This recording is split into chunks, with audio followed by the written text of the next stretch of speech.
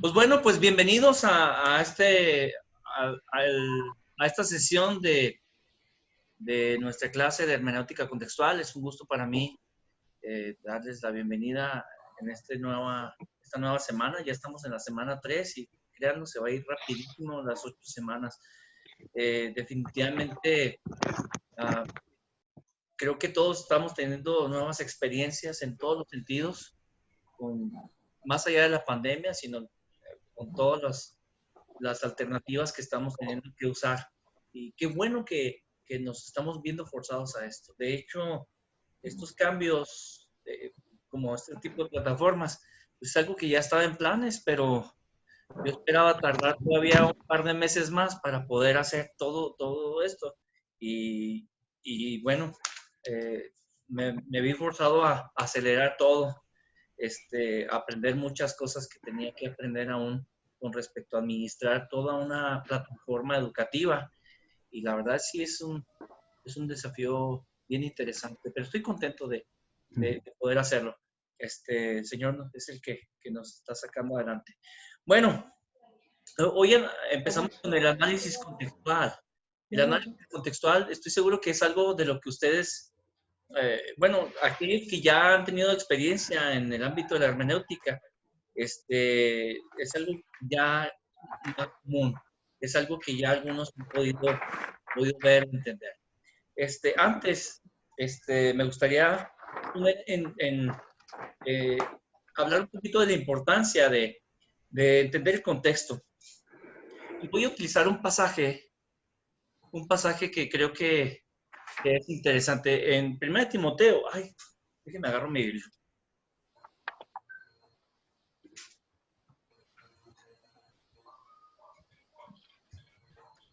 Voy a retomar un pasaje que creo que es muy importante interpretarlo a la luz de su contexto, y por eso sería interesante lo que veamos aquí. En 1 Timoteo,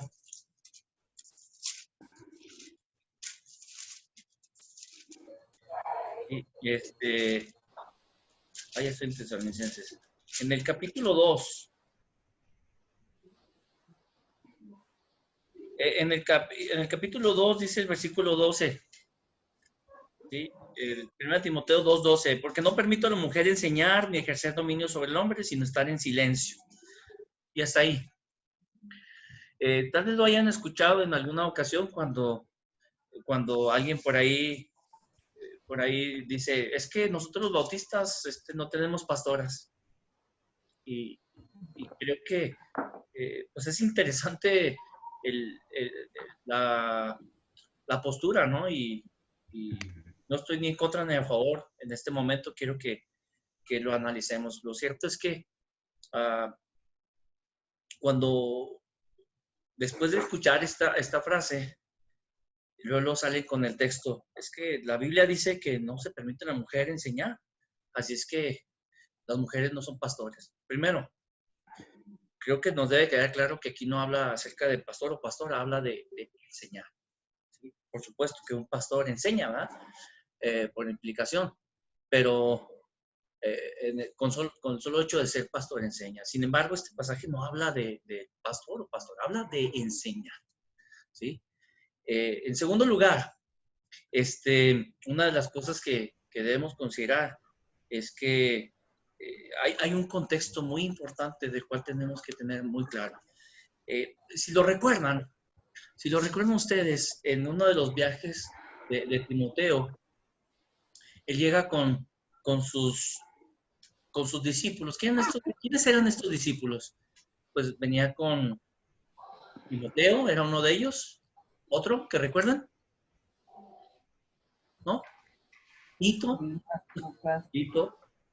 Silas o Silvano. ¿Sí? Bueno, no sé si en ese Gallo también. Iba a decir, ¿quién, perdón? Gallo. Era otro de sus también discípulos, ¿por qué no? Pero en particular llega con Timoteo y Tito. Voy a mencionar solamente esos dos. Llega a Éfeso. Y si lo recuerdan ustedes, y entendiendo precisamente un poco del contexto cultural de la ciudad. Esa península que actualmente es Turquía, era una península terriblemente pagana, profundamente pagana, ¿sí? La cultura griega estaba muy arraigada en toda esa zona, y el culto a diferentes diosas griegas también era muy fuerte. De los cuales había, entre las diosas estaba la diosa Nike, Astarte, Diana de los Éfesos y algunas otras. Cada una de ellas con su respectivo templo. Y lo común en esos lugares es que hubiera sacerdotisas. Esas sacerdotisas, después de muchos años de estar ejerciendo un liderazgo espiritual en esos lugares, por supuesto que quienes adoraban a determinadas diosas, pues las veían a ellas como líderes, ¿sí? Esas mujeres líderes para ellos. Entre algunas de ellas incluso se contaba con oráculos. Los oráculos eran las mujeres divinas, ¿sí? que vaticinaban el futuro, a las cuales se les consultaba para tomar ciertas decisiones. Entonces, esas mujeres, por supuesto, que eran autoridad para muchos de ellos. Cuando el Evangelio llega a Éfeso, para la gloria del Señor, ¿sí? Muchos son convertidos en el pueblo. Y por supuesto entendemos que la voluntad de Dios es que todos procedan al arrepentimiento. Por lo tanto, la voluntad de Dios era que incluso esas mujeres también fueran alcanzadas para Cristo. Y sucedió. Algunos historiadores cuentan que precisamente en esa zona hubo grandes, grandes movimientos evangelizadores, en los cuales se alcanzaron a mujeres de ese tipo. Pero cuando una mujer ejerce un liderazgo tan fuerte como el de ser sacerdotisa por toda una vida en ese tipo de lugares y venir a Cristo, ¿ustedes creen que en automático una mujer con todo ese tipo de contexto se desprende de todo eso, lo deja atrás completamente y asume las nuevas ideas cristianas, es decir, aquellas reveladas por Dios, y solamente eso? No, por supuesto que no. Empieza, a partir de que aceptan a Cristo, viene un proceso de transformación en sus vidas. Sin embargo, al ser parte de la familia espiritual, por supuesto que algunas personas las veían incluso ahí como líderes, como líderes. Había tales confusiones en Éfeso cuando llega el apóstol Pablo, que ve la necesidad de tener que dejar a su discípulo Timoteo y él continuar con su viaje. Y si mal no recuerdo, él viaja a la isla de Creta con Tito. Y desde allá envía una carta a Timoteo. Esta carta profundamente pastoral, en la cual, al entender él las situaciones que estaba viviendo, se necesitaba tomar medidas urgentes. ¿Qué tipo de medidas urgentes? Bueno, sucede que desde el profeta Joel, se dice que cuando el Espíritu Santo se ha derramado en los creyentes, ¿sí? Dice la Escritura que las mujeres profetizarán. Y efectivamente, a partir del día del Pentecostés, cuando el Espíritu Santo desciende sobre todos aquellos creyentes en Jerusalén, empiezan a profetizar hombres y mujeres. ¿Qué es profetizar? Es hablar la palabra de Dios. No necesariamente profetizar significa adivinar el futuro. No. Eso es otra cosa. Que incluso algunos de esos profetas hablaban la palabra de Dios con respecto al futuro. Bueno, eso ya es otra cosa, pero profetizar es hablar la palabra de Dios. Y entonces aquellos profetizaban y hablaban a otros. Pasa el tiempo y tanto hombres como mujeres enseñaban la palabra de Dios. Vemos a las hijas de Felipe profetizando, y cuando profetizaban, cuando Dios les revelaba, literalmente les revelaba a ellas su voluntad, estas mujeres lo enseñaban a la iglesia, lo enseñaban al pueblo, ¿sí? También había otras mujeres, vemos a través de la escritura, otras mujeres que enseñaban como Priscila con su esposo Aquila. Y por cierto, llama la atención algo bien interesante con respecto a Priscila y Aquila.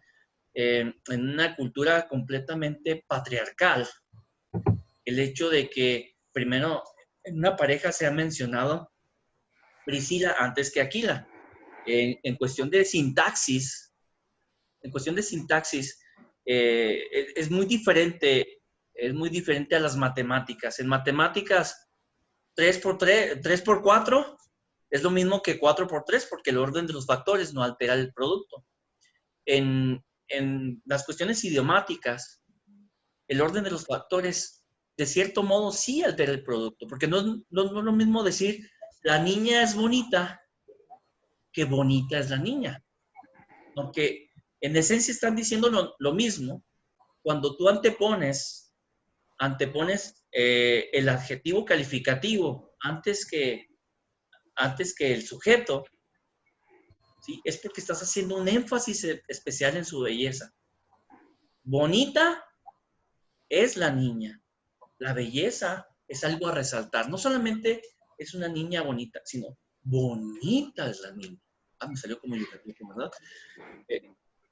Eso precisamente es parte del análisis de la sintaxis, ¿sí? Es importante analizar eso en cualquier cultura, ¿sí? En este caso, Priscila y Aquila, Priscila no es mencionada primero, no porque sea predominante en la pareja, ¿no? De ningún modo, sino que es mencionada primero porque efectivamente, seguramente ella tenía, tenía labores un poco más marcadas respecto al discipulado y particularmente enseñándole a un hombre como lo es Apolos. Y no era cualquier hombre, estamos hablando de un líder de los primeros años del cristianismo, ¿sí? Un apologeta. De hecho, a partir de su nombre es que surge el término de apologética, que es defender el evangelio. Él contendía fervientemente por el evangelio, por la fe, y de ahí viene el nombre de apologética, según algunos. Entonces, regresando otra vez a Éfeso, aquellas mujeres enseñaban, ¿sí? Sí enseñaban, pues, porque era permitido por las iglesias. Incluso encontramos a través de las escrituras, en diferentes partes, que las mujeres enseñan y se dice que enseñen, que enseñen, que enseñen. Pero de repente aquí, en 1 Timoteo, se dice que no enseñen, que no enseñen. ¿Qué significa? ¿Que el escritor bíblico se equivocó? Porque enseña, enseña y luego de repente no enseña. Dirán algunos neortodoxos, es que el escritor bíblico se equivocó, porque ese es un argumento de la teología neortodoxa, en muchos casos donde le cuesta trabajo interpretar. Y en realidad no es así. Lo que sucede es que hay una norma, que enseñen, pero de repente te encuentras una contradicción donde dice que no enseñen. ¿Por qué es eso? Bueno, porque efectivamente aquí hay una excepción. Y la excepción es debido a una situación especial, de acuerdo a un problema de ese propio contexto, ¿sí? En el caso de Éfeso, estas mujeres estaban revolviendo todas las cuestiones de su cultura y las cuestiones de su religión pagana en la iglesia y confundían a la gente. Por eso el apóstol Pablo, no permito que la mujer enseñe. Tiene que ser en un momento en el que tome él el control de esta situación. Y quiero decir algo, miren, yo no sé si conozcan ustedes todo lo que es la cultura yucateca. Yo después de vivir algunos años pude entender algunas cosas. Y saben, miren, durante muchos años en Yucatán se habló de, perdón, una de las actividades económicas más fuertes que había en Yucatán era el cultivo del enequén. El enequén es un tipo de maguey del cual se saca una fibra, y de ahí se hacían las grandes cuerdas para los barcos. Durante décadas y décadas, desde allá por 1800 y tantos, hasta 1900 y es más, y todavía el siglo pasado, y aún todavía hay poquitas haciendas enequeneras. Se producía mucho enequén. Estaba llena la península de haciendas enequeneras. Esas haciendas, además, decían que el enequén era el oro verde, porque se hacían millonarios los hacendados. Y por supuesto, se hacían ricos a costa del trabajo del pueblo. ¿Sí? En todas las haciendas, curiosamente, poco a poquito se empezó a poner una especie de menú, de tal manera que los lunes en las haciendas se comía frijol con puerco. Los martes el recado verde, bueno, así le dicen a un tipo de adobo. El miércoles otro tipo de guisado y así. Y usted llega el día de hoy y ya no hay ninguna de esas haciendas. Pero usted ve a los yucatecos comiendo todos los lunes, ¿qué cree? Frijol con puerco. ¿Sí? Y los martes lo mismo, ¿sí? Porque se formó una tradición. Ahora, ¿a dónde quiero llegar? Cuando los varones protestaban por las situaciones injustas de su patrón, lo que hacían los patrones es que los corrían y entonces venía la mujer y porque se quedaba la familia sin sustento y entonces la mujer venía y patrón, por favor, ayúdeme, denos trabajo, si no vamos a morir de hambre. Está bien, te doy trabajo a ti, pero a él ya no. Y fue una costumbre que se empezó a generalizar en toda la península, de tal modo que al primero que protestaba lo corrían y efectivamente le daban trabajo a la mujer, porque las mujeres eran más sumisas. Y entonces las mujeres se convirtieron en proveedoras del hogar.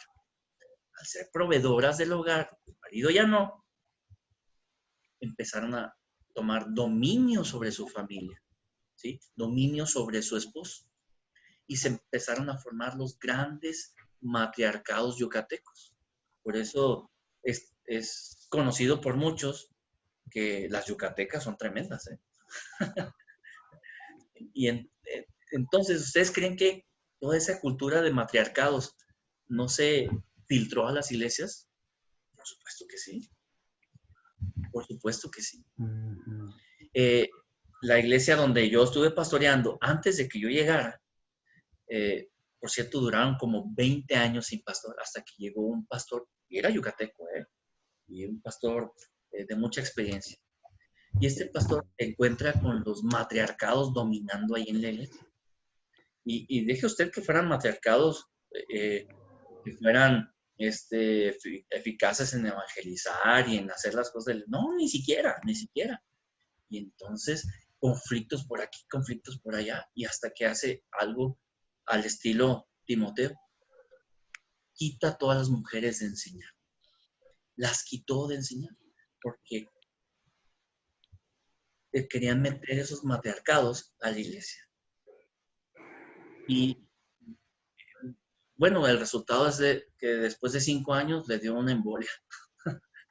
Después de la embolia fue cuando llegué yo, ¿verdad? Allá a Yucatán y estuve por ahí algunos años, 6, casi 7 años en Yucatán.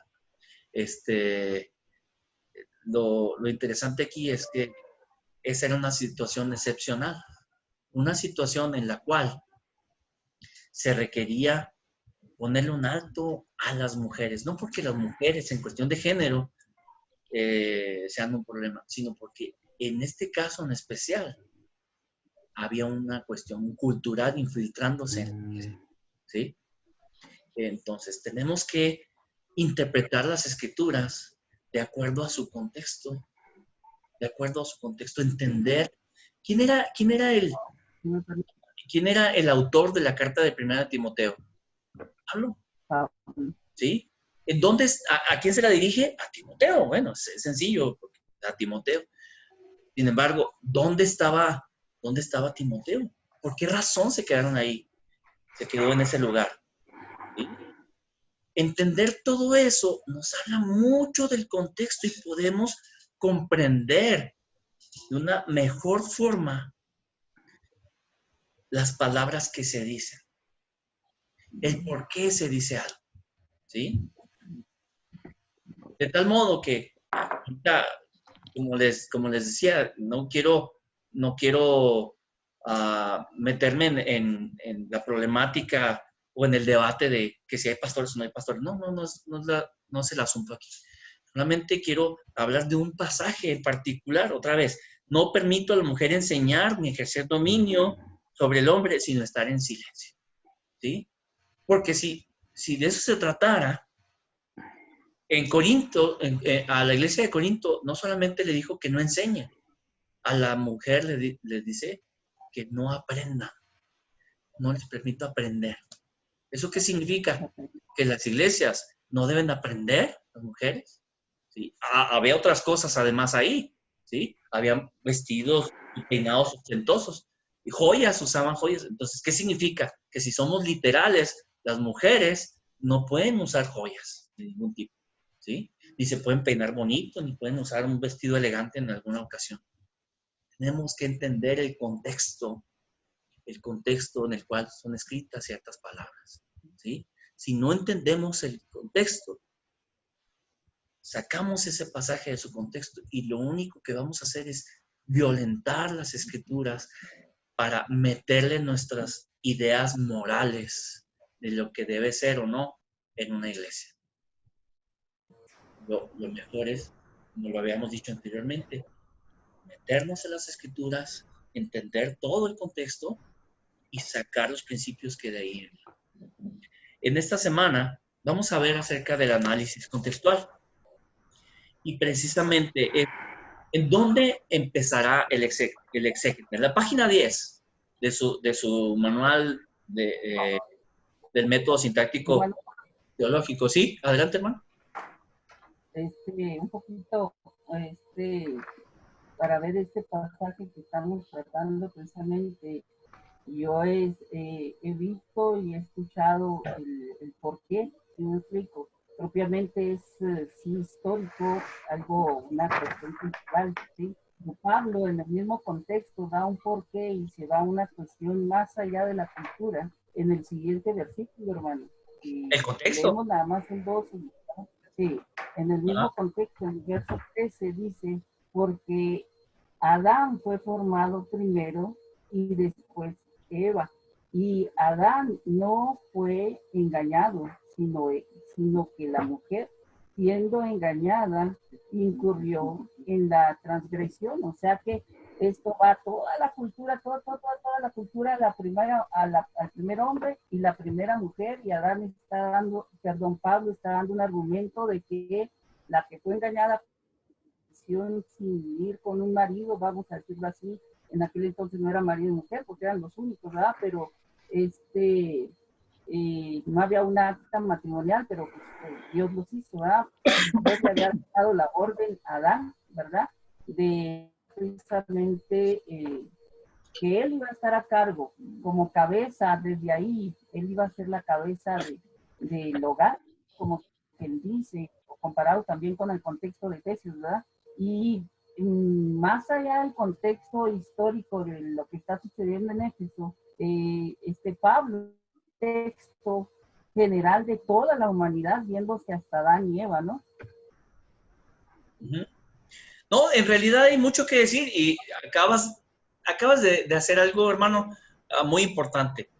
Dijiste en el versículo siguiente, y esto es muy importante, el contexto también inmediato del pasaje.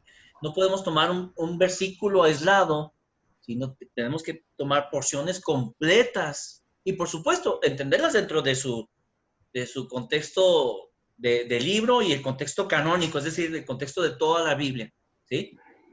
Tenemos que usarlo. Por eso vamos a seguir con el análisis contextual y gracias por citar estas otras cuestiones. Miren, por cierto, ahí tienes un reto, hermano Pastor Chuy Majalca. Por ahí yo les dije que tenían que escoger un pasaje para hacer una exégesis, cada uno de ustedes. Pues ahí te recomiendo, ahí tienes uno, muy bueno. Y hay buena bibliografía, muy buena bibliografía que te puedo recomendar. Y si es un tema tan polémico, vale la pena hacer exégesis. Vamos a hacer exégesis, ¿sí? Es más, por ahí, a lo mejor hasta les recomiendo a algunos ahorita al final, porque tienen que escoger un pasaje, una porción completa de 4 o 5 versículos hasta 10 más o menos, 12 máximo, ¿no? 12 son muchos versículos y no se la van a acabar. 4 a 8 versículos, ¿sí? Para que puedan ir desarrollando su exégesis. Va a ser de las dos materias, hermenéutica contextual 1 y 2, ese mismo pasaje. Entonces, yo sé que les va a gustar mucho, lo van a disfrutar. Y brother, ya tienes uno, ¿vale? Bueno, entre los asuntos preliminares que tenemos que analizar, están también, básense mucho, utilicen mucho su resumen del método, que es esta hoja. ¿La pueden ver? ¿Sí? Bien. En esta hoja, los asuntos preliminares, pues es precisamente los temas introductorios de quién es el autor, ¿sí? ¿Quién es el autor de Hebreos, por ejemplo? ¿Quién es el autor de Santiago? No es tan fácil determinarlo, hay que investigar. Por ejemplo, Santiago, ¿de dónde es Santiago? ¿De dónde es Santiago? ¿Cuál Santiago? Si hay un montón de Santiagos en la Biblia, ¿cuál es? ¿Sí? Y es más, ¿por qué Santiago? Porque Santiago es el mismo que Jacobo. ¿De dónde viene lo de Santiago? Vale la pena entender eso, ¿no? Si vamos a hablar de Santiago. Hay buena bibliografía que habla al respecto. La fecha en que se escribió. ¿Por qué la fecha? Porque no es lo mismo, no serán lo mismo las palabras dichas en Santiago alrededor del año 34, ¿sí? A palabras dichas por Juan, ¿sí? En sus epístolas o en su evangelio, ¿verdad? Que estamos hablando de alrededor del año 90. La situación es muy diferente, ¿sí? Ya había cambiado mucho el mundo conocido. Para empezar, Jerusalén ya había sido destruida en el año 70. El templo de Jerusalén fue devastado, aniquilado hasta el top, ¿sí? De tal manera que quedó únicamente la base de lo que es el templo, de lo que era el templo, ¿sí? Siglos después ahí se construyó lo que hoy conocemos como la mezquita de, ¿cómo se llama esa mezquita? Bueno, la que está, Roca. la roca, bueno, la que está construida ahí en el lugar del templo, ¿sí? Eso cambia mucho, ¿sí? Entender todo eso, sobre todo en Apocalipsis. ¿Quién es el autor de Apocalipsis? Juan. El Juan, Espíritu Santo. ¿cuál Juan? Sí, por supuesto, Juan, ¿verdad? Digo el Espíritu Santo, pero Juan, ¿cuál Juan? Pues que Juan el amado, ¿no? El apóstol. ¿Estamos seguros de ello? Sí. No. Bueno, lo que podemos estar seguros es que fue Juan el de Patmos. Yo me inclino, y muchos autores se inclinan a pensar que es el apóstol Juan, ¿verdad? Pero tampoco lo podemos asegurar al 100% que haya sido él. Las evidencias históricas no lo pueden afirmar en todo sentido. Y no pasa nada si no sabemos que es Juan el discípulo amado, ¿verdad? No pasa nada si Juan el de Patmos es el mismo que Juan el discípulo amado. Cuando digo Juan el de Patmos es Juan cuando escribió desde la isla de Patmos, ¿verdad? Estaba encerrado. O ¿quién fue el autor de Hebreos? ¿Fue acaso Pablo? ¿Fue Bernabé? ¿Fue Apolos? O incluso la misma Priscila. ¿Sí? Vale la pena analizar eso. Vale la pena analizar eso. ¿Quién fue el autor del Evangelio según San Juan? ¿Fue Juan? ¿Sí? discípulo Hay, amado. hay todo un libro que me encanta y créanlo, después de leerlo, su perspectiva va a aumentar. Eh,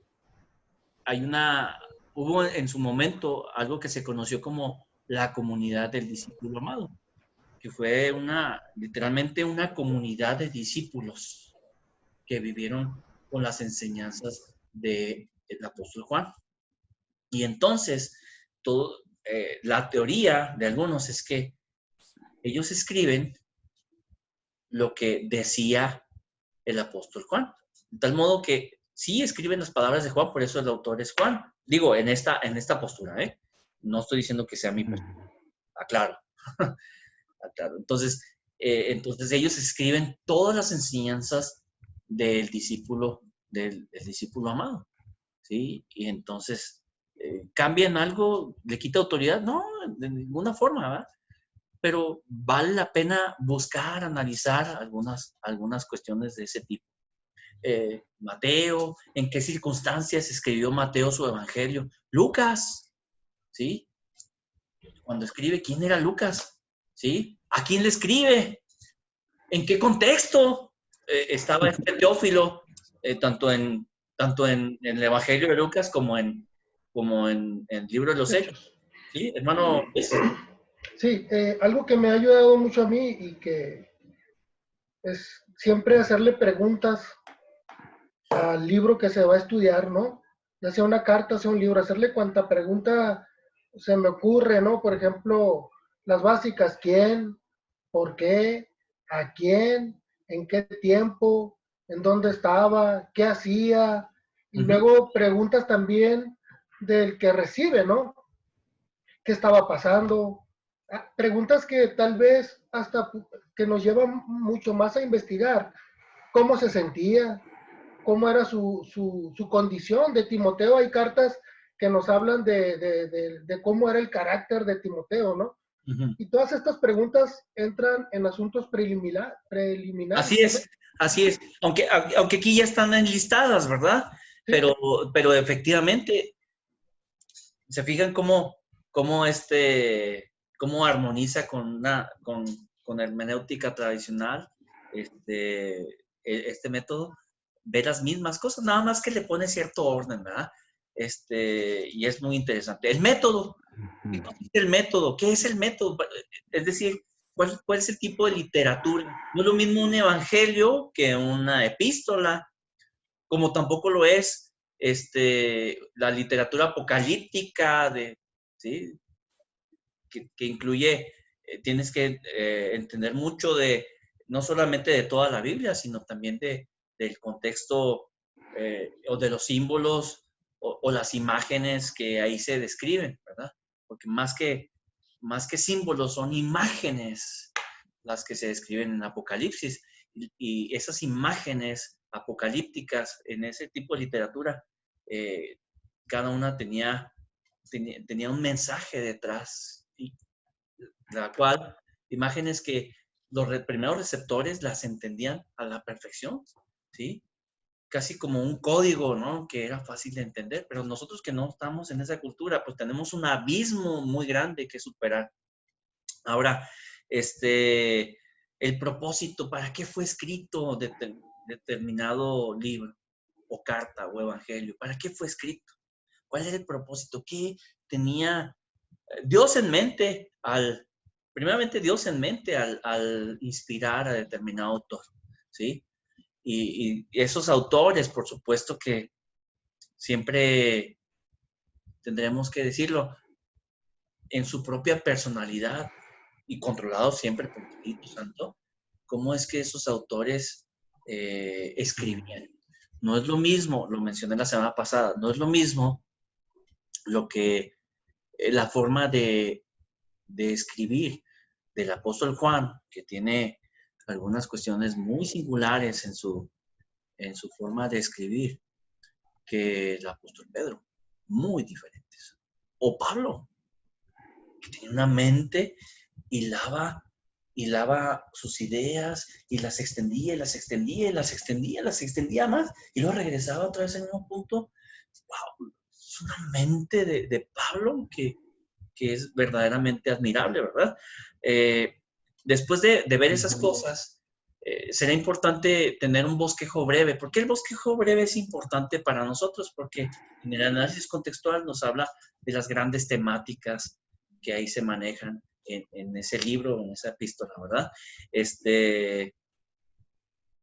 Más adelante, en materias más avanzadas, bueno, precisamente veremos hermenéutica avanzada y cómo sacar teología del propio texto. Y eso va a ser bien, bien interesante. Les va a encantar cuando Dios nos permita ver ese tipo de hermenéutica. Pero porque vamos a ir sacando nuestro propio bosquejo de las escrituras, ¿sí? Vamos a encontrar el propósito, ¿sí? Vamos a encontrar la teología que ahí se describe. En este caso, pues bueno, la vamos a ver de libros, ¿verdad? Vamos a sacar los puntos principales de qué habla el autor y otra vez, siempre sabemos que el autor final es Dios, ¿verdad? Eso que nos debe quedar claro. En la preparación del texto tendremos que buscar una porción de las escrituras, como ahorita les decía, escojan una porción, me la mencionan, ¿sí? Si quieren por WhatsApp o a través de ahí de la plataforma, y yo, ya regresó Irving. Y yo les daré el visto bueno, adelante, o les diré, súmenle un poquito de estos otros versículos, o mejor busque otro texto un poquito más sencillo, o otro un poco más complicado, ¿sí?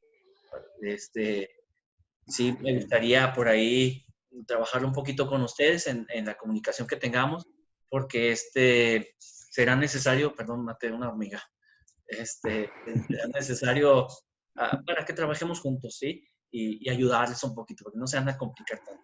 Si no, al rato van a agarrar un pasaje demasiado escabroso y en su primer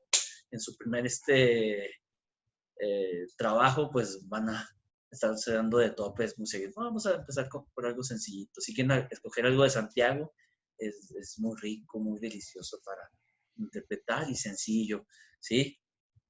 Más complicado. ¿Quiere algunos que entren a algo más complicado? Pastor Luis, por favor, te voy a pedir un pasaje complicado. Si quieres, yo te lo digo porque quiero lanzarles un reto. ¿Sí? También, bueno, si alguno quiere un pasaje más complicado, me dice. Sí, claro. ¿Sí? Yo sé que hay algunos aquí que también están al frente de alguna congregación, así es que si están en ello, pues, es un buen momento. O si hay algún pasaje que les llame la atención, pues vamos a escoger un pasaje de ese tipo. Bueno, después, cuando veamos el contexto seccional, ¿sí? En el contexto seccional, vamos a ver ahora sí el bosquejo ya detalladito. Hay algunos libros que traen buenos bosquejos ya detallados. ¿Por qué es importante ver un bosquejo detallado? Porque puedo entender de qué se está hablando. Por ejemplo, cuando alguien dice, es que Dios es un Dios de orden, por eso no debemos aplaudir. ¿Se acuerdan que lo mencioné la semana pasada? No debemos aplaudir. Espérame, pues, a empezar, no estamos, ese pasaje no está hablando con respecto al aplaudir o no aplaudir. Es más, esto de aplaudir es más una cuestión cultural. En el Antiguo Testamento encontramos muchos más pasajes que nos invitan a hacerlo que a no hacerlo, ¿verdad? Pero bueno, también es una cuestión de formación de la iglesia y es respetable, es muy respetable. Lo cierto es que cuando hablamos de Corinto, ¿sí? de una epístola como la de Corinto, se tratan varios temas importantes de una iglesia problemática. ¿Qué tipo de problemas se enfrentaban en Corinto? Si lo recuerdan, había problemas de divisiones, ¿sí? Y que no, que tú eres de Pablo y que tú eres de Apolos y los espirituales, no, que tú eres de Cristo, yo soy Cristo, eran muy espirituales. La cuestión es que estaban con división. ¿Qué más? ¿Qué otros problemas? A ver, venga, díganme algunos de los problemas que había en Corinto, ¿sí? Adulterio. ¿Cuál, hermano? Adulterio. Sí, adulterio, más que adulterio, era ¿verdad?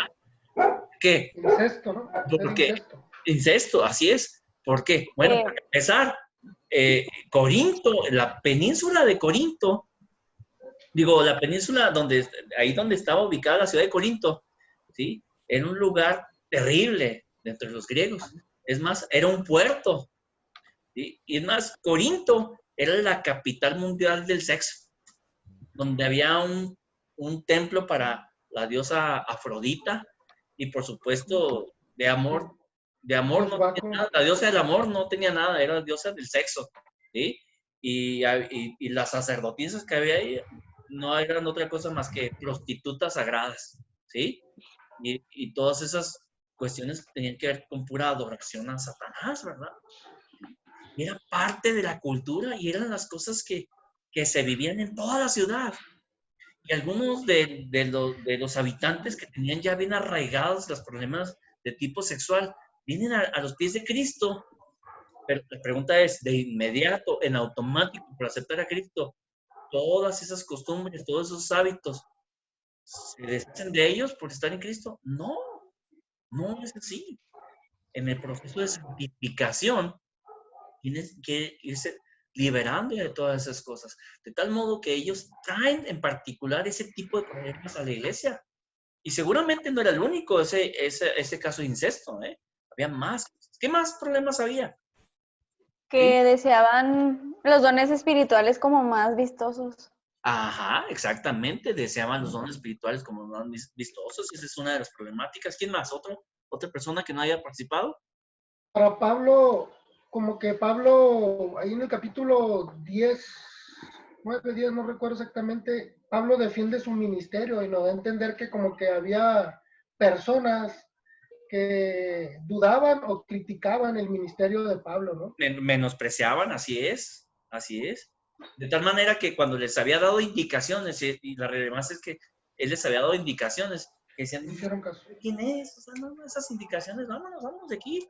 ¿Sí? No se podía sujetar a una autoridad, entonces había ese tipo de problemas también.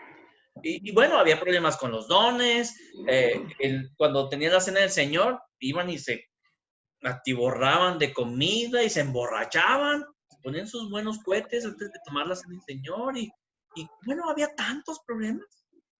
Bueno, Y también podemos mencionar el problema económico, como que le cuestionaban mucho a Pablo acerca de las ofrendas que Pablo no les pedía, pero como que había, por algo Pablo lo tuvo que aclarar, que él no les había pedido dinero, sino que había pedido a otras iglesias. Entonces yo creo que había un problema económico también ahí. que el problema del dinero siempre se va a dar, ¿verdad? ¿Sí? Había un problema que No. está implícito en la cena del Señor, ¿no? Que tiene que ver también con eso. Había un grupo de ricos, que es a los que hace referencia Pablo, que llegaban y comían, mientras muchos de sus esclavos o empleados seguían trabajando y cuando ya llegaban, pues ya. Entonces había como diferencia social, ¿no? De clases sociales muy marcada también. Así es. Y no se diga ese problema de aquellos que creían que no había resurrección o que ya había pasado o que ya había sido la segunda venida o no sé, ya no recuerdo muy bien, pero había problemas de muchas formas. Para escoger. Si entendemos todo el contexto, entonces desde el... Ay, perdón. Cafecito. Desde el bosquejo, pues podemos entender cómo nuestra porción bíblica está conectada a las diferentes problemáticas que estamos tratando. ¿Sí? Eso es importante. Déjeme tomar un cafecito.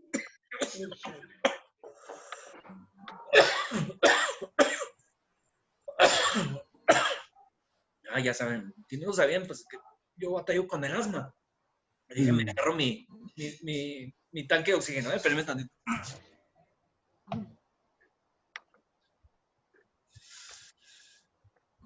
Ese va a ser el problema de la materia de hermenéutica cuando nos analicen.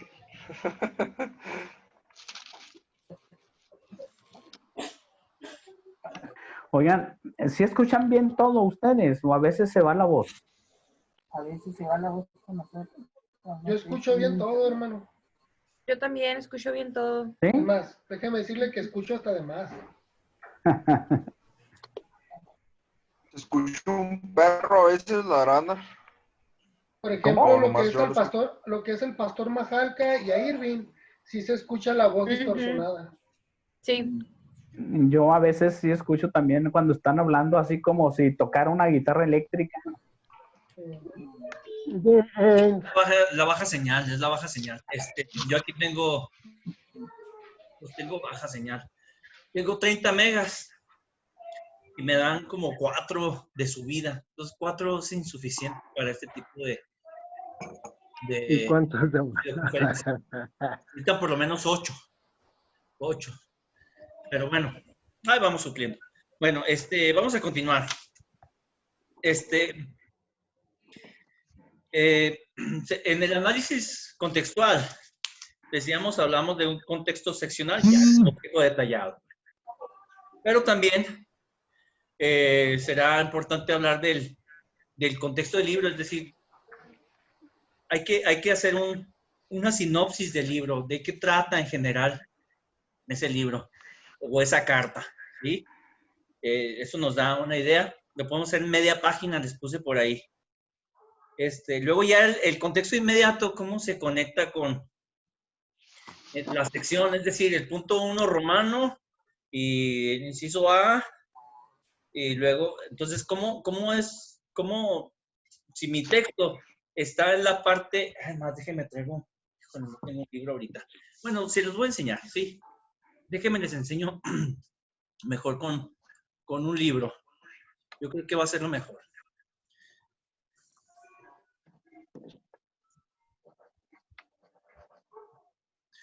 Sí. Vamos a ver. Aquí en la biblioteca. Creo que aquí lo podemos ver.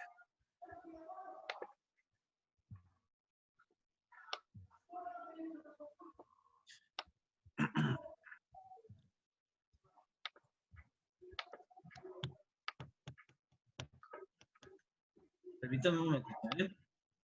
Aquí estoy.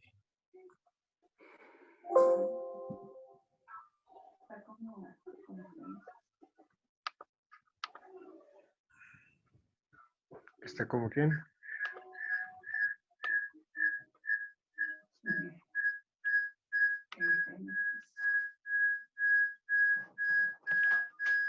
¿Se oyó cuando hablé? Bueno, miren, ahora sí. Ya estoy aquí. Compartir, ¿verdad?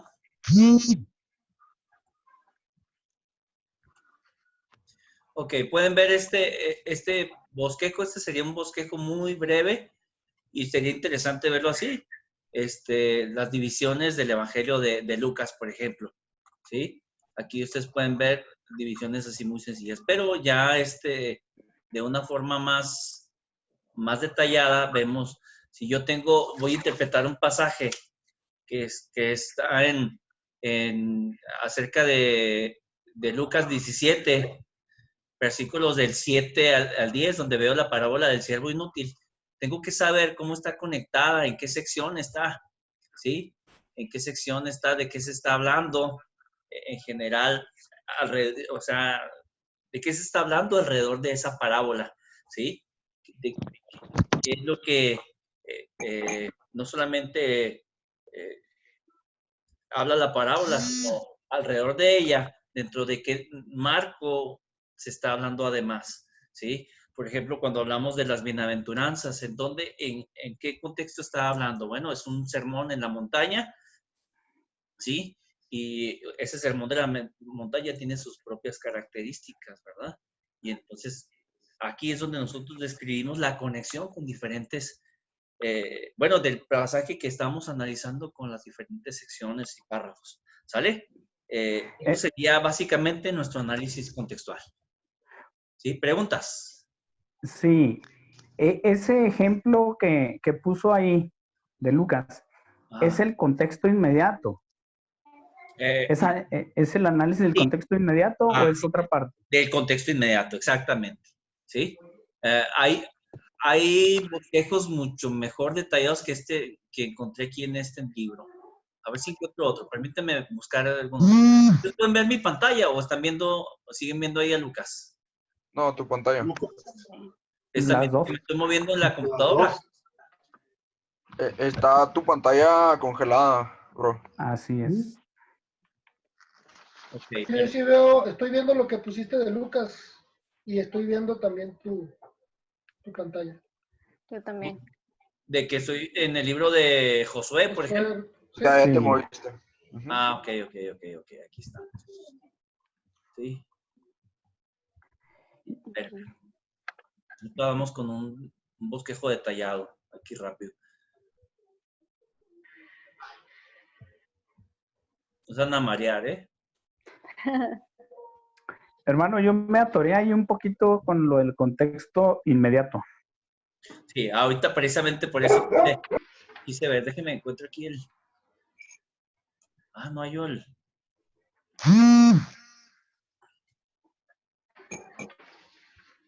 Ah, aquí está.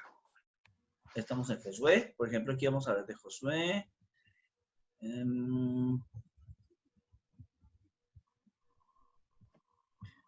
Yo tengo eso de toda la Biblia.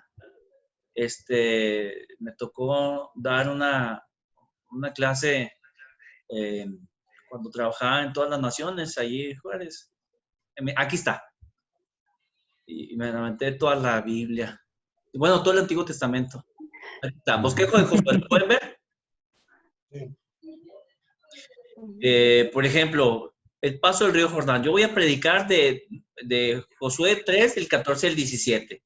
Esta es la porción que yo escogí. Entonces, cuando voy a predicar de esta porción, yo tengo que saber que todo eso es parte del momento en el cual ellos están cruzando el Jordán y todos estos eventos que están aquí, ¿sí? Pero a la vez es cuando apenas están alcanzando la tierra, cuando ya están alcanzando la tierra prometida, ¿sí? Si yo voy a predicar de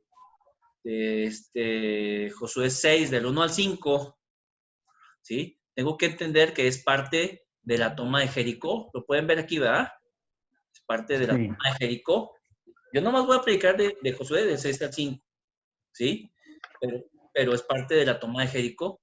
Y la toma de Jericó es parte de esas primeras conquistas, ¿sí?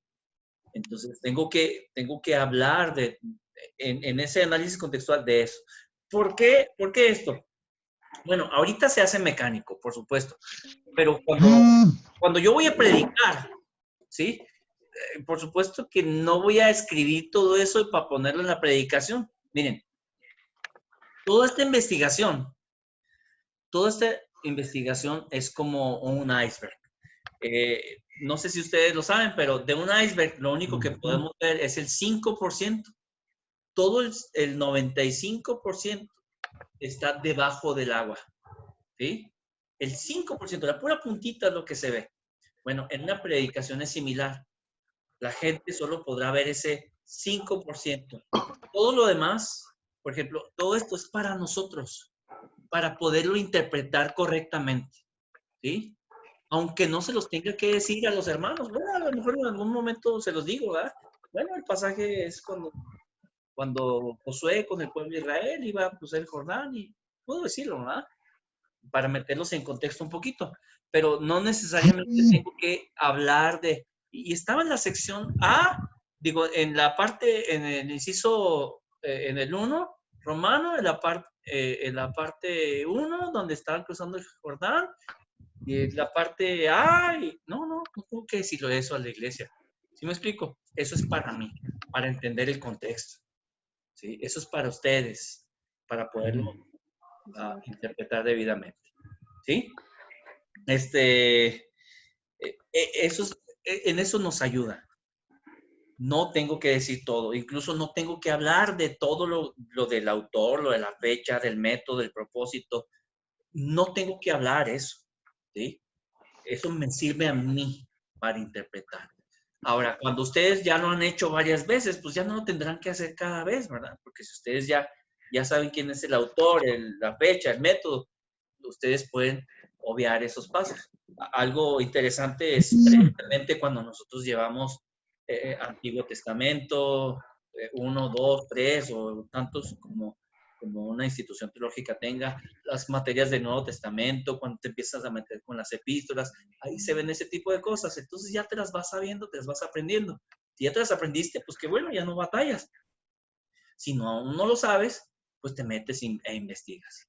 ¿Sí? Esa es la cuestión, para poder entender el contexto de un pasaje. Aquí el análisis contextual es muy importante. Sí, preguntas. Sí, no, comentario. Sin duda esto tiene que ver con el trabajo que hacemos para la exposición, ¿no? Para predicar el sermón. Pero la verdad es que el hacer todo esto nos ayuda mucho también porque en algún momento hay gente que tiene dudas o hay gente que está tomando versículos y los está aplicando o sacando de su contexto. Así es. Y nosotros al estudiar esto, pues estamos no solamente aprendiendo, sino que estamos asumiendo la responsabilidad de enseñar a las personas, ¿verdad? Así es. Entonces, como tú dices, tal vez el iceberg es la predicación, se ve la predicación, pero abajo, todo lo que preparamos nos va a ayudar para cuando estemos, en este caso a los pastores, debajo del púlpito, ¿no? Y en el caso de los líderes de la iglesia, pues también porque pueden dirigir a la gente, pueden enseñar a la gente. Es algo que enriquece, ¿no? No solamente para a mí la me llama la predicación. atención, perdón la interrupción, me llama la atención los pastores que dicen, ya estoy enseñando a los hermanos a predicar. Sí, pero ya les enseñaste a interpretar. Por ahí se empieza, les sirve predicar, porque muchos quieren predicar y es donde se da el problema. Es donde se da el verdadero problema, ¿sí? También me ha tocado estar incluso en congresos o en diferentes lugares donde están predicando y luego se avientan unas que dices, nota que este cuate no hizo la tarea, no investigó nada de esto, no sabe ni de qué está hablando, y le está inventando y le está imponiendo al texto algo porque no ha investigado lo suficiente, no sabe de lo que está predicando. Y bueno, es donde a mí me ha costado, y tengo que reconocerlo, me ha costado, y mi esposa me dice, ay, mi vida, escudriñalo todo y reténlo bueno. Y entonces, con humildad, bueno, ok, Señor, pues dime lo que me tengas que decir, lo que esté correcto. Y analizamos todo y bueno, aprendemos a ser edificados también, ¿verdad? Porque eso sería el otro extremo. El otro extremo es convertirnos en unos religiosoides y críticos de todas las predicaciones. Cuidado con eso, ¿eh? Cuidado, porque si empiezan a hacer eso, Dios les va a dar lecciones bien duras. A mí me las dio, ¿eh? A mí me ha dado lecciones bien duras, ¿sí? Porque Dios resiste a los soberbios. Hermano, una pregunta. Sí, hermano. En ese contexto inmediato, ese ejemplo que nos puso que pues está perfecto, ¿verdad? Para entender todo el esquema. Pero esos puntos que puso son observaciones o son ya parte de interpretativos, porque cuando yo leo unos pasajes, por ejemplo, pues anoto todo lo que veo, ¿verdad? Estoy observando que aquí dice esto, estoy observando que aquí dice aquello, lo otro, y luego ya paso a mi cosecha, ¿verdad? Decir, ok, aquí lo que está pasando es esto, por esto y esto y esto. Entonces, eso que puso ahí en ese análisis es lo que observó o ya lo interpretó. No, es que primero tengo que ser un observador de todo lo que hay alrededor. No solamente el pasaje del cual voy a predicar, ¿verdad? Tengo que analizar todo el contexto en el que está ese pasaje del que quiero predicar. Tal vez yo he estado pensando en que quiero hablar a los hermanos de santidad, quiero hablar a los hermanos de santidad. Voy a hablar de Isaías capítulo 6. Isaías capítulo 6 habla de esa visión de Isaías. Y entonces, ya me voy directo al texto, pero me olvido de todo el contexto de Isaías. Ujú. Ni quién era Isaías, ni en qué parte estaba, si en el norte o en el sur, en qué años, quiénes estaban a su mismo tiempo, ¿sí? Y ¿por qué esas cosas que estaban pasando? ¿Cuál era la situación del pueblo de Israel?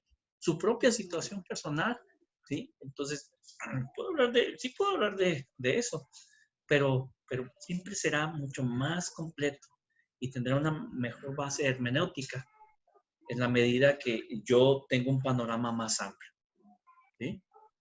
Esa es Ahí dice en el contexto inmediato, ¿no? O sea, es buscar la conexión sí, que así existe es. y el tipo de Exacto, conexión. así es.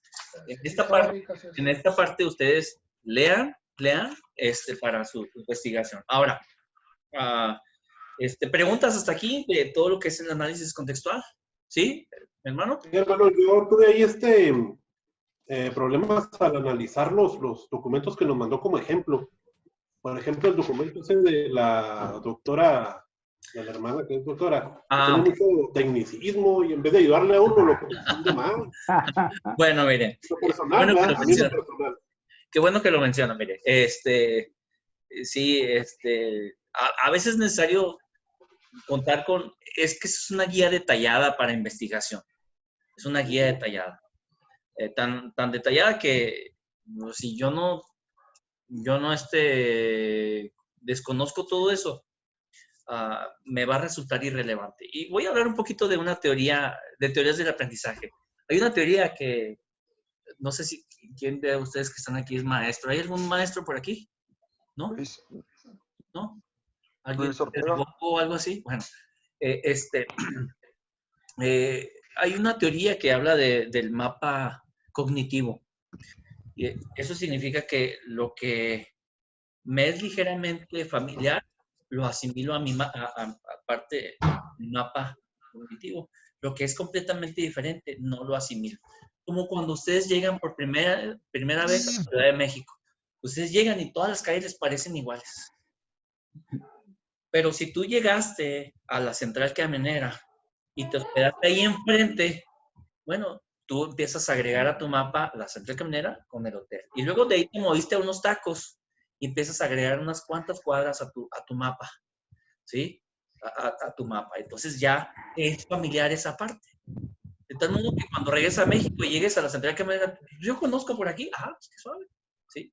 Y conforme vas agregando más cosas a tu mapa, poco a poco, te son más familiares. Pero si de repente te llevan por toda la Ciudad de México, todas las calles te van a parecer iguales, igualitas, ¿sí? Aunque son completamente diferentes, porque es algo completamente desconocido.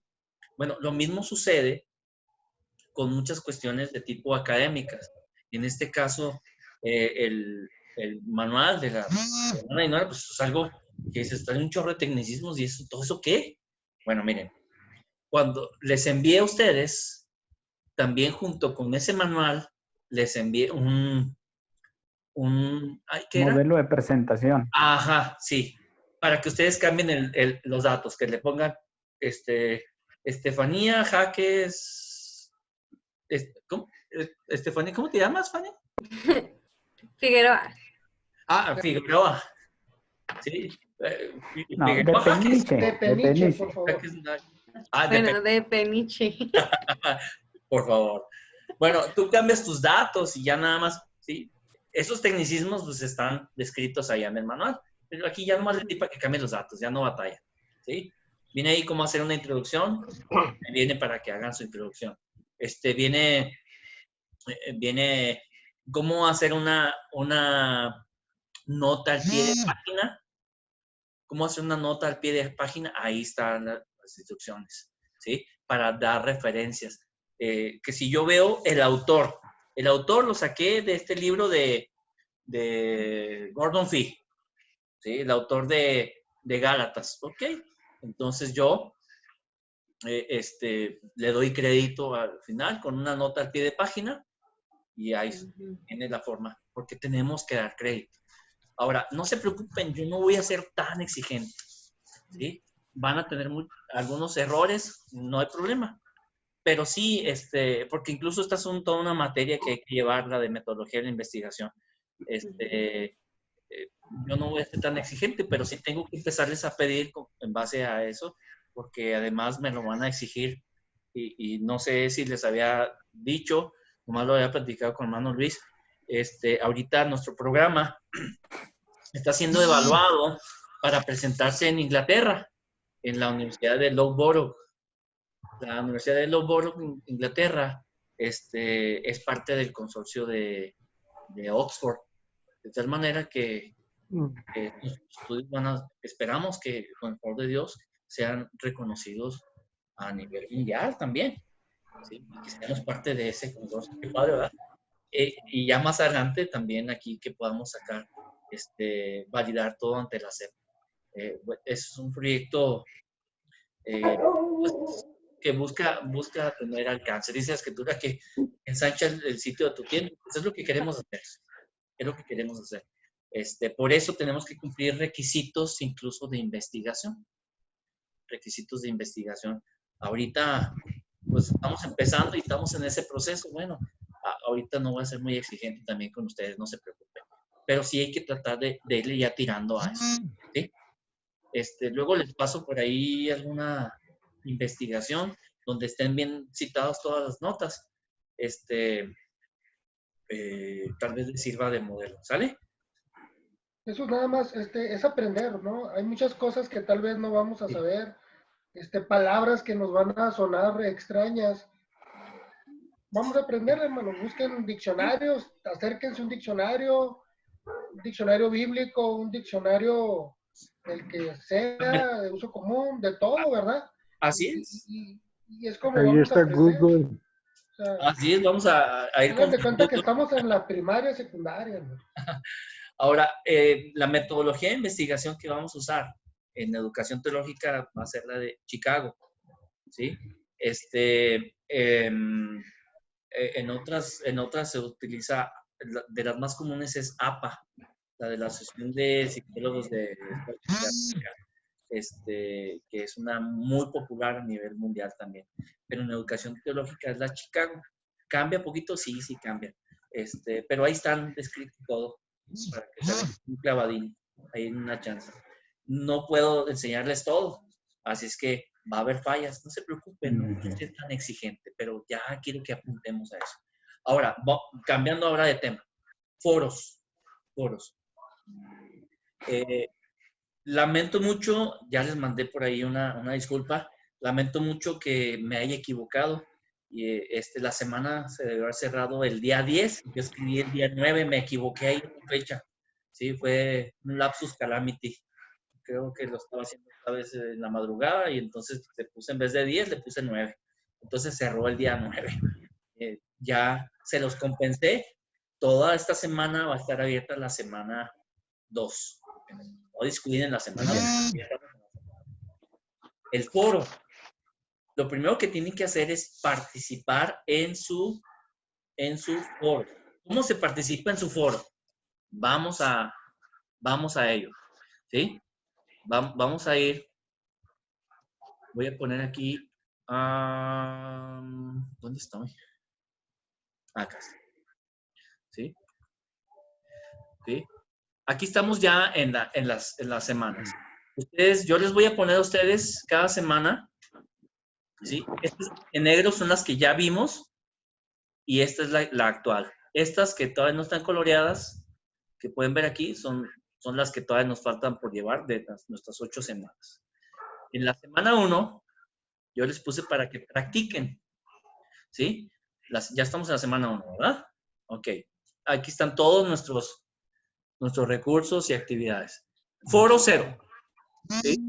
Vamos a entrar al foro 0. Era de práctica. Vi que algunos lo hicieron excelente, ¿eh? ¿Sí? Por ejemplo, yo quiero hacer una presentación. Es decir, lo que hizo Estefanía cuando hizo su presentación personal, ella añadió un tópico, ¿sí? O tema de discusión ahí. Voy a ponerlo. A ver si me deja porque ya está uno ahí. Ah, no, sí está. ¿Sí? Asunto 1. ¿Sí? Aquí es ejemplo del teacher. ¿Sí? ¿Ejemplo qué? Y aquí yo empiezo a poner, a escribir. Lo pueden escribir en un archivo de Word y ahí cuentan palabras, pero también aquí lo pueden escribir. ¿Cuántas palabras? Y la pregunta es, ¿cuántas palabras les pedí para su para su tópico, el de ustedes? 400. ¿De cuántas? 400. De 300 a 400, Oh, no recuerdo, Ujú. ¿sí? ¿Sí? Bueno, en este caso, aquí se los pedí de 100 mínimo y Sí. 500 máximo, Ujú. aquí. Pero en los otros les pedí, creo que un poquito más. Creo que de 200 a 400. Sí, es correcto. Si ustedes hicieron 201, ya están bien, ¿sí? Si hicieron 199, ya fallaron, ¿sí? La semana que viene les voy a dar las rúbricas. Si hicieron 401, ya fallaron, ¿sí? Máximo son 400 palabras, ¿sí? Entonces, de 200 a 400 es un margen muy grande para que den su opinión, ¿sí? Y entonces, ustedes escriben aquí, ¿sí? Ya cuando lo escribieron, lo envían al foro, ¿no? ¿Sí? Tengo que escribir algo, ¿sí? Hola a todos. Ahí está mi participación, ¿sí? Solo como ejemplo. Ok, ya lo envié. Aquí está, ¿lo pueden ver? Ejemplo del teacher. Pero ahora yo quiero saludar a la hermana, al hermano Carlos Irving. No quiero saludarlo, quiero contestarle, ¿sí? Quiero contestarle a su presentación personal. Y entonces, perdón, es que tengo aquí las estas que no me dejan ver. Entonces yo aquí le contesto. ¿Sí? Ay, no, perdón, este es de mi edición de maestro. Aquí, presentación personal, le doy clic y me aparece su presentación personal. ¿Sí? Aquí le contestó, aquí, eso mismo hizo Irving. También yo le retroalimenté en esa primera semana. ¿Sí? Hermana Tania también lo hizo, muy bien. Eso es lo que tenemos que hacer. ¿A cuántos? Por lo menos a 2. ¿Sí? ¿Cómo lo hago? ¿Sí? ¿Cómo lo hago? A lo que ella presentó, ¿sí? Yo le pongo aquí responder. Y entonces yo le escribo. Esa es mi réplica. Muy bien, hermana. Fanny. Así, ¿verdad? Ahí. Sí, ¿verdad? Y lo envío. Digo, hay un número límite. Esto solo es un ejemplo, ¿verdad? ¿Sí? Y ahí está. Ahí está mi réplica. ¿Sí? Ahí. ¿Sí? Ahora, si yo quiero también replicarle a la hermana Tania aquí, que eso no va a contar, pero también se vale replicarle. ¿Sí? Aquí yo me meto y aquí yo le respondo a la hermana Tania en lo que le dijo a la hermana Fanny. Entonces yo le digo, aquí ella, qué bueno que son amigas. Y ya. ¿Sí? Esa fue mi réplica a su presentación. ¿Sí? ¿Queda claro? ¿Cuántas veces, a cuántos tiene que responder? 2. A 2 personas. A 2 personas. ¿Sí? No lo había visto de Tania. ¿Eh? No había visto que me han contestado, Tania. Entonces no son amiguis. Sí, ya qué padre que son amiguis. Entonces, aquí le replican, por ejemplo, al hermano Juan Estrada, ¿sí? Aquí el hermano Antonio, ¿sí? Tienen que hacerlo a 2, pero por supuesto empiezan por la suya, ¿sí? Empiezan por la suya. Otra vez, pueden escribirlo en su computadora, digo en su computadora, en su hoja de Word, y ya nomás las copian y lo pegan, ¿sí? Lo copian y lo pegan ahí. ¿Sale? Sí, tengo una... nada más, no hagan su foro hasta el último momento, porque, por ejemplo, yo cuando quería comentar lo pasado, nada más lo había hecho un hermano, y pues solo le podía comentar a uno. Entonces, hay que intentar hacerlo poquito, no hasta el último, para poder tener chance de contestar. Así es. Muy bien. muy buena observación. Si ustedes empiezan a poner su participación hasta el sábado o el domingo, entonces no le dan oportunidad a los otros que empiezan a trabajar primero. Voy a tener que ponerles ahí un límite para su participación inicial en el foro, ¿sí? Y no quiero hacerlo. Que no tenga que ponerles yo límites. Ustedes sean responsables. Traten de que sea por lo menos hasta el miércoles, el último día, para su participación. Ya si quieren replicar días después, bueno, eso ya es cosa de ustedes. Pero perdón. Hasta el miércoles. ¿Sí? Muy bien. Que hay que leer los primeros días. No, el mapa contextual, no hay un formato en especial. Por ejemplo, lo mandé en PowerPoint. Está bien, está bien. Miren, qué bueno que lo mencionas. Ahora, cambiando ahora de tema, vámonos a lo del libro base. En 2 semanas vamos a ver aquí esos primeras 4 temas que se van a ver. Vamos a seguir con el manual. Pero, déjenme les digo que todo lo que ahí aprendemos del libro base, de lectura eficaz de la Biblia, vamos a hacerlo en una hoja. ¿Sí? En una hoja. Hágalo en PowerPoint, excelente que lo hagan en PowerPoint. Pero déjenme les digo algo. Sí va a haber un examen. El examen final va a ser de libro. Vale, si mal no recuerdo, ¿cuánto? 30 puntos. ¿Sí? Ese examen. De 300, no es tanto. Pero yo creo que todos quieren sacarse un 100 en todo, ¿verdad? Ahora, para este examen, ustedes no van a poder usar el libro, pero sí van a poder usar su mapa contextual. De tal modo que si yo les pregunto algo del libro, ustedes lo pueden tener en su mapa contextual. No van a tener problema. ¿Sí?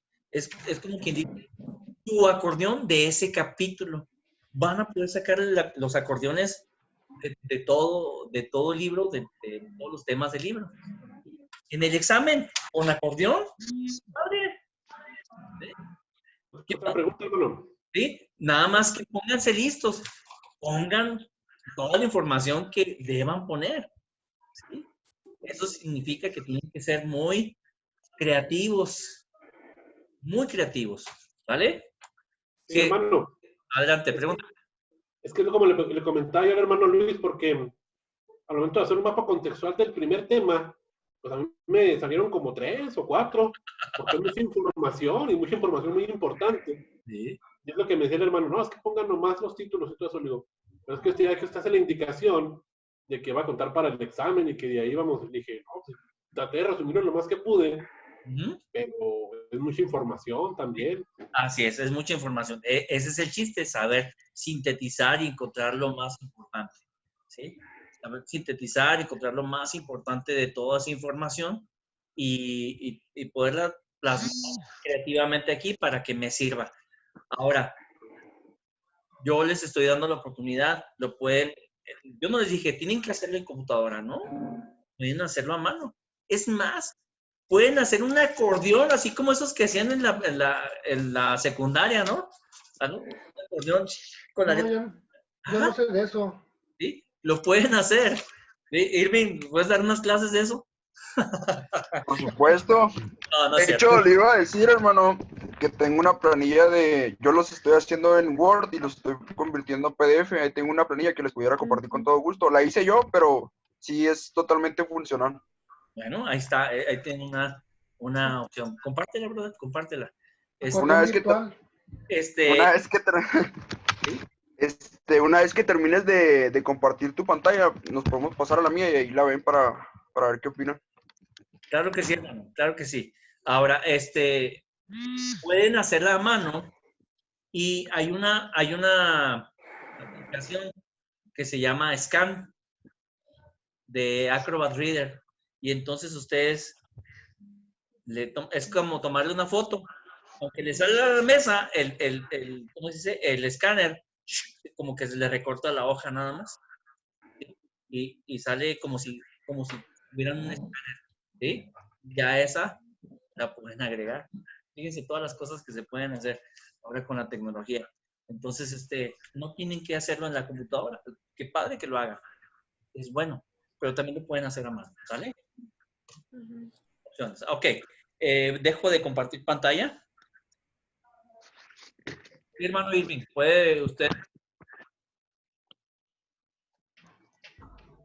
¿Ya la están viendo todos? Sí.